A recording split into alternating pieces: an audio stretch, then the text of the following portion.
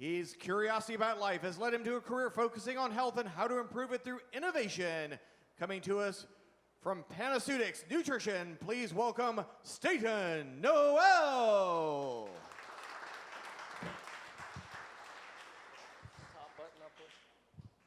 Hello? Yeah.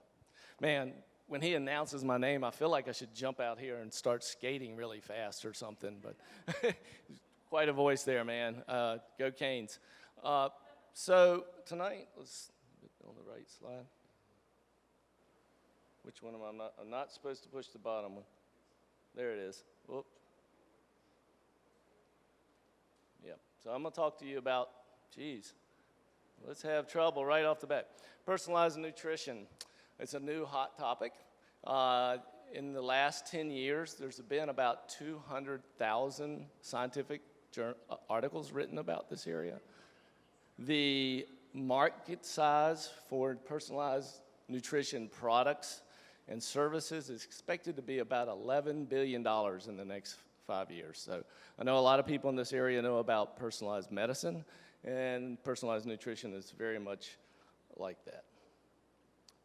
So it starts with food. What is nutrition? Is it good for us? Is it, you've heard food is medicine, maybe you've heard that term where we use it preventatively or people think it has some curative properties. But is it poison, really? When you look at, we have 650,000 plus deaths every year related to diet-induced illnesses. We have to think, are we doing something wrong? I mean, right now in the United States, over 40% of people are obese. We have somewhere between 1 and 3, every third American has either diabetes or pre-diabetes. So clearly, we're not eating food the right way, or you can blame it on you eat too much. There's lots of theories about that going on. They can be talked about in detail. But clearly, we need to think about how we do this eating thing that we all love to do differently.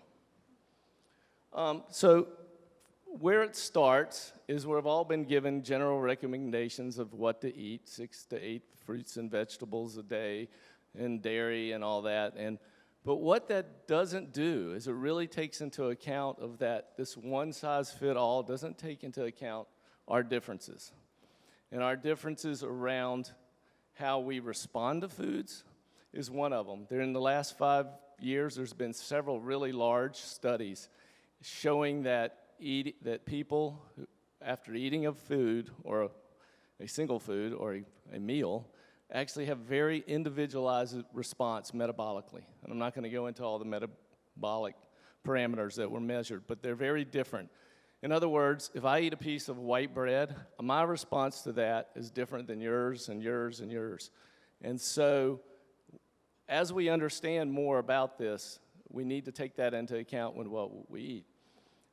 The other thing that goes on is, you've heard it tonight several times already, is what's in the food is highly variable. As a former pharmacologist for a pharmaceutical company, when you think about taking medicines, you know what that drug is and what that dose is. Right now we eat foods that we're not really sure what's in them. They're highly variable. We've heard processing changes it. We've heard pickling changes it, and you have bioactive compounds. And we get the variation because we all digest things differently. We absorb things differently. We then metabolize those compounds differently in our body. And then they have different responses on us. So in general, when we're thinking about how to eat, we're not even thinking about our individual differences. And personalized nutrition is a way to start addressing that. And that's the definition of it. It's utilizing what we know about individual biology at this point, and that's your genetics, your microbiome, your health status, your lifestyle, where you're at. Are you old, you're young, you run, you don't work out at all, your age, all your physiological needs. The environment that you live in is important. What are your eating habit drivers? And when I say environment, it's also geographical. Some people who live up north don't get enough vitamin D. We all know that, but we don't know how to really get into our diet the whole time. There's areas where there's deficiency in the selenium in soil, so we're not that. And then taking in what's actually in the food or in the products that we're eating, and encompassing that into a tailor-made recommendation and diet that helps people stay healthy, possibly prevent some of these diseases coming on. And I will say, personalization as a recommendation is very powerful. There's been several studies done in Europe called the Food for Me study. We're giving somebody a recommendation that is not just a general guideline, just eat this set of foods, but something very precise has people stay on that diet for much longer time. So no diet is good if you're not adherent to it, or no medicines are good if you're not adherent to it. So trying to drive that adherence piece, because we're talking about you, and everybody really likes to talk about themselves. So right now, nutrition is personal, and personalization is a health journey. And it starts with evaluation of yourself, and we can do this through genomics, microbiome, blood testing of different levels of nutrients in your body, your behaviors or symptoms. All of this can be taken into account in evaluation. You'll see a lot of companies out there doing that right now, and actually a lot of medical systems are starting to take in more and more information that will impact how you eat every day. The other piece is then how do you take all that, a mass amount of data, and turn it into a validated recommendation.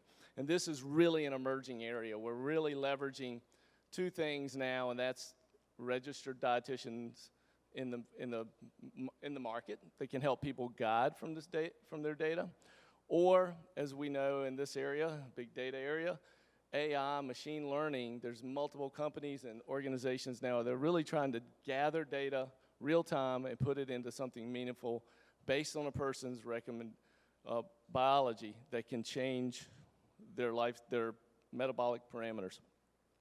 Finally, this is nice, but it needs to be accessible, affordable, and also convenient, because if you make something too complicated, people aren't going to do it. That's known. So the industry, the food science industry in the world has a paradigm that they have to deal with right now. If you want to do individualizing nutrition, how do you scale that? Because everything now is mass scaled, made in big bulk. And so that's a challenge for the industry. I will say there are a lot of people who are starting to solve that problem. And finally, part of that, thank you, is monitoring and feedback and recommendations. This is a circle. You have to do the intervention and then monitor what's happening. In today's world, everybody's wearing a wearable, where direct-to-consumer testing is available, and there are ways to feed that data back in to make a second evaluation and see how you progress. So I'm going to say thank you for your time and listening to me. Now, I'll take some of your really hard questions, and I don't expect to have any ones about what should I drink tonight. All right, if you got questions, raise your hand. We can get those questions answered. Just get your hands raised about personalized nutrition. How does that happen? We've got one right here in the middle.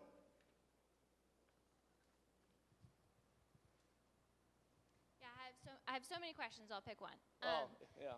I'm thinking about, like, from my perspective, how am I going to interact with personalized nutrition? Is my doctor going to prescribe me something, or am I going to be wearing a watch that tells me what I should be doing, or are one of those scenarios more feasible than another? I'm curious about, like, how it really reaches the masses. Yeah, exactly. If you look out there right now, there's a lot of ways to engage in that. I mean, just simply because of COVID, there's a lot more available testing direct to consumer. So if you're concerned that your vitamin D levels aren't right, you can get those tested. So there's a lot of testing. There are companies out there that are doing comprehensive testing across that, and then making recommendations and, selling products or menus or recipes. But there's also doctors in this, depending on what you're trying to accomplish. I think if you really look at the world from a disease state, diabetes and obesity, you'll see more of a healthcare practitioner approach to it. If you're looking at it more lifestyle, I'm trying to optimize my health to live as long as I want to or run that next race, it's a lot more a direct-to-consumer kind of play. All right, got another question here in the middle aisle. Hi, good presentation. I've been working on this area for some time now. One of the things people tell is what to do, right, even in the personalization of nutrition. But one missing link is what not to do, what not to eat, how not to eat. That seems to be the biggest contribution to a lot of illnesses around there.